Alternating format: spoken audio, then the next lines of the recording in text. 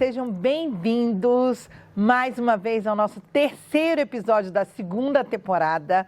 Hoje, dia 1º de fevereiro, nós estamos aqui para compartilhar com você tudo aquilo que nós recebemos do Senhor nessa manhã maravilhosa, super gostosa, friozinho, esse lugar especial que o Senhor nos deu para aquecermos. E nós estamos aqui para falar para você daquilo que nós recebemos do Senhor nessa manhã. Nós aprendemos muito sobre o Pai de amor que nós temos, não é isso, meu amor? Sim, verdade. É uma palavra muito abençoada que o apóstolo Wagner nos trouxe, falando sobre o sacerdócio. Que ofício, né? Ofício nobre. Sim. Que é levar Deus para as pessoas e ensiná-las a conhecer a Deus. Uhum. E o quanto que nós temos conhecido a Deus. Verdade. E lá em Oséias já diz, né, que o meu povo perece, o meu povo é destruído porque lhe falta o conhecimento. Uhum. Será que temos tido conhecimento necessário, o suficiente para conhecer a Deus? Mas eu acredito que conhecer a Deus é mais na prática, não é? Com certeza. E é contínuo, né? A gente conhece a Deus, mas é como você, né? Cada vez eu te conheço melhor. Nesse longo dos anos eu já te conheço bastante, mas com certeza quanto mais vou convivendo, mais eu te conheço. Então, conhecer a Deus é a mesma coisa. Eu conheci a Deus, mas eu continuo conhecendo a Deus na medida que eu vou me relacionando com Ele. Não é isso? Sim. E isso é extraordinário. E isso é realmente o que nós compartilhamos nessa manhã. Recebemos do Senhor, da parte de Deus hoje, através da vida do apóstolo Wagner, esse conhecimento, né? Sim. De ser um sacerdote e de saber qual é o papel de um sacerdote. Porque o que é um sacerdote? O sacerdote é aquele que ensina as pessoas sobre Deus. Uhum. Em primeira carta de Pedro, ele fala que nós somos geração eleita. E fazer a pessoa, levar ela a entender que ela é uma geração eleita. E não só geração eleita, mas um sacerdócio real. Porque eu me lembro lá no Antigo Testamento que o sacerdote, ele tinha a função de sacrificar. Ele sacrificava, as pessoas traziam as questões para ele e ali a pessoa confessava. No Antigo Testamento trazia um animal e o sacerdote ali sacrificava aquele animal juntamente com o ofertante e ali aspergia aquele sangue ali e ali era decretado o perdão dos pecados daquela pessoa e o sacerdote ministrava, oficiava sobre aquela pessoa mas só que não era toda pessoa, a pessoa no geral não era um sacerdote. Não podia ser um sacerdote, tinha que ser uma pessoa escolhida, uma pessoa que era da linhagem da tribo de Levi e que passava de pai para filho. Eu me lembro do sacerdote Eli, que os seus filhos não eram sacerdotes também, mas não puderam dar continuidade devido aos excessos de erros que cometeram. Então, eles não fizeram sucessores. E ali, parou por ali da geração de Eli. E também Samuel, os filhos de Samuel também não exerceram o ministério sacerdotal. Porque fizeram coisas que não agradou ao Senhor. Sim. Então, não passou. Então, e hoje? Como é essa eleição? Como que é essa eleição, exatamente? Como que é essa eleição hoje? E é interessante que quando a pessoa se converte ao Senhor Jesus Cristo, ela se torna um sacerdote real. É por isso que Pedro ministra. Então a eleição é conhecer o Senhor Jesus. Aí está a grande chave. É conhecer o Senhor Jesus Cristo.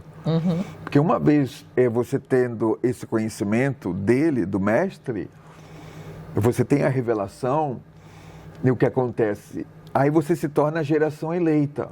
Olha. Aquilo que está preparado. Aquela aliança que foi feita com Abraão, que todas as famílias da terra seriam benditas, Todas, né? todas as famílias, em Abraão, se cumpre. Por quê? Porque Cristo Jesus, ele é da tribo de Judá, e Judá é um dos filhos de Jacó. E Jesus, ele é o leão da tribo de Judá. Ele é o grande sacerdote, ele é o sumo sacerdote. Né? Ele cumpriu toda a lei. Ele tem todos os requisitos da lei levítica para ser um sacerdote eterno. Porque lá na antiguidade, o sacerdote não era eterno.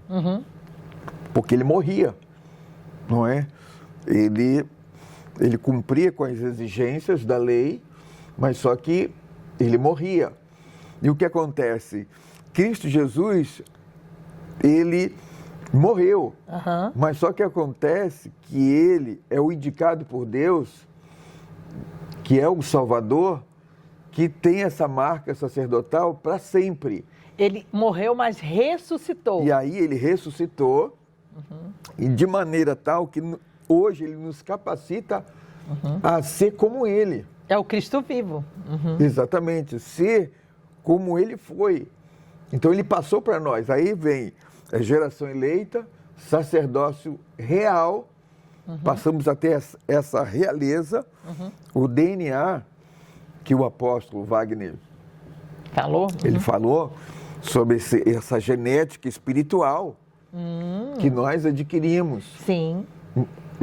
quando nos convertemos ao Senhor. É o novo nascimento, O né? novo nascimento que Nicodemos Está em João 3. teve aquela dificuldade de compreender Exato. sobre o novo nascimento, que Jesus falou para ele, vos é necessário nascer de novo. E uma vez que a gente tem esse encontro com Cristo, a gente, nesse novo nascimento, a gente recebe essa bênção do sacerdócio real. Todas as pessoas que se convertem, que se achegam a Cristo, é um sacerdote real. Amém. Geração eleita, sacerdote real e povo de exclusividade de Deus. Então, nós poderíamos dizer que todas as pessoas que entram nessa linhagem sacerdotal, que seria a linhagem de ser filho do Mestre Senhor Jesus, porque ser um sacerdote é ser um mestre, né, de conhecimento de Deus. Você pode não começar como um mestre, mas um professor que começa a ensinar sobre quem Deus é, né?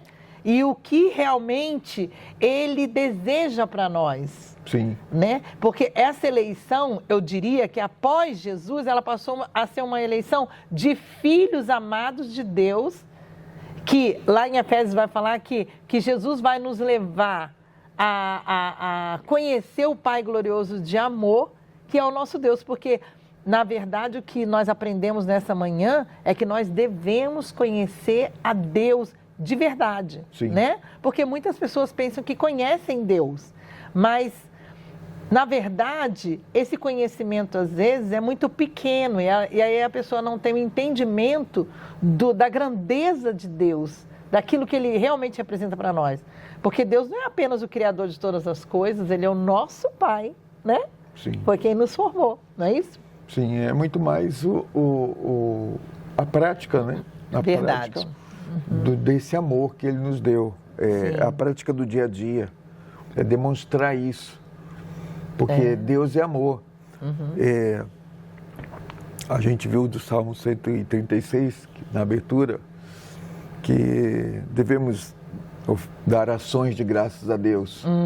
Por quê? Porque a sua misericórdia dura para sempre. É verdade.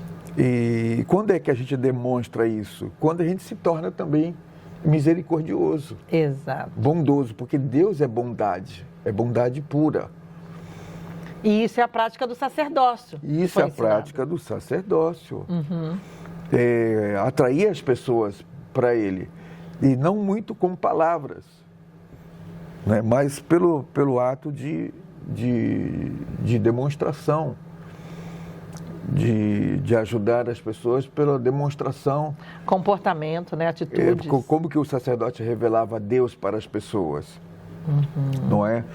através da palavra de Deus, mas cuidando das pessoas, protegendo as pessoas, Exato. abençoando as pessoas. E o grande exemplo, por isso que nós nos tornamos sacerdócio real, porque o grande exemplo é o pastor dos pastores. Jesus. É aquele que busca a ovelha perdida. É aquele que deixa as 99 bem guardadas e vai lá buscar aquela que se perdeu. É verdade. Aquele que coloca no ombro, que cuida, que coloca remédio, que trata da ovelha. Então ele demonstrou tudo isso, todo esse amor para conosco, que nós somos ovelhas dele, povo de propriedade exclusiva dele, não é? Nação santa, somos separados para ele e para viver por ele. Exato. E é interessante, porque somos um povo santo, né? Um povo separado. E essa separação acontece quando nós passamos a conhecer Jesus, para que ele, como nosso mestre, comece a nos ensinar a ter uma jornada de fé, né? Uma jornada na vida espiritual, nos tornar o lugar de filho, que é a posição que Deus tem para nós, né? Que hoje a posição do sacerdote é a posição do filho. E aí nós termos em Jesus, praticando, aprendendo através da palavra de Deus, começamos a aprender com Jesus, porque a gente começa a conhecer as ações de Jesus, e naquilo que a gente vai conhecendo como Jesus agiu, nós vamos aprendendo a ser transformados nessa linhagem sacerdotal e real que você nos colocou. E uma coisa interessante que você falou no início foi sobre a oferta que era oferecida no passado, né? Para poder pagar pelo pecado, que foi exatamente o que Deus mudou na terra. Por quê? Porque quando Deus viu que o homem não era capaz de seguir naquilo que era proposto, de derramar o seu coração, e precisava ter um sangue derramado, Deus enviou o seu Filho amado, Jesus Cristo, né? Como você falou, que morreu e ressuscitou, está vivo, Amém. Né? E está aí para poder trazer a purificação do pecado. Aquele sacrifício que era feito pelos sacerdotes naquela época foi feito por Jesus. Amém. E hoje, conosco, qualquer um de nós, né, podemos viver essa transformação através apenas da nossa entrega do coração a Jesus, né? Amém. E aí ali o sangue de Jesus que foi derramado, que era o sangue que era derramado lá através das ofertas, Jesus a maior oferta, nos purifica e nos leva à posição de realeza, porque Jesus é o nosso rei, né? Amém. E você vê o grande amor de Deus na sua paciência. É verdade. A paciência de Deus de nos esperar, de mudar, de esperar a mudança da nossa vida. Transformação. Né? Né? Às vezes nós queremos fazer a nossa vontade, às vezes não estamos prontos, às vezes não queremos fazer aquilo que Ele nos manda fazer. É verdade. E Ele, você vê o grande amor dele se expressando na paciência. Como Ele é paciente, É verdade. Ele nos espera. Né? Assim como esperou a mudança dos apóstolos, Graças a de Deus. Pedro, que ministrou essa carta para nós. Sim, e eu acho uma coisa muito interessante, que também foi falado hoje, é a questão do como o mundo está, né? O mundo, muitas vezes as pessoas ficam comentando, isso está acontecendo, aquilo está acontecendo, e não sei o que lá, e as questões da globalização, e tudo isso está acontecendo, como o profeta Oséias falou e o apóstolo usou o exemplo, pela falta de conhecimento do Sim. Deus poderoso, criador de todas as coisas, que é o nosso Pai, e que quer mudar todas as coisas, né? Fazer com que tudo seja restaurado, né? E aí o que acontece é que as pessoas, por não conhecer a Deus como Ele é, têm se perdido em si mesmo, né? Sim, aí devemos amar a Deus e deixar Ele nos moldar. Amém. E procurar conhecê-lo. Sim. Conhecê-lo mais e mais. Aí está o grande segredo da vida cristã, que é prosseguir, conhecer o Senhor e prosseguir em conhecê-lo. Verdade. E uma vez quando conhecemos, a nossa vida se transforma. Isso Quando mesmo. andávamos lá no mundo, sem direção, não tínhamos a visão correta. De e aí Deus. nos perdíamos, Exato. a visão correta de Deus. E uma vez que encontramos Ele, e agora a nossa visão melhorou e ampliou. E agora devemos procurar conhecê-lo mais e mais. Verdade. E é isso que nós queremos deixar para você. Você conhece Deus? Prossiga conhecendo a Deus. Busque a palavra de Deus, busque conhecimento, busque pessoas que conheçam a Deus para que possam te orientar, te ensinar e te ajudar a ter esse conhecimento de Deus para que você possa entrar na família real que foi proposta para você. Isso é o que nós desejamos para você nesse dia, que Deus continue te abençoando em todo o decorrer da sua história. Deus te abençoe e te esperamos no próximo episódio. Deus abençoe.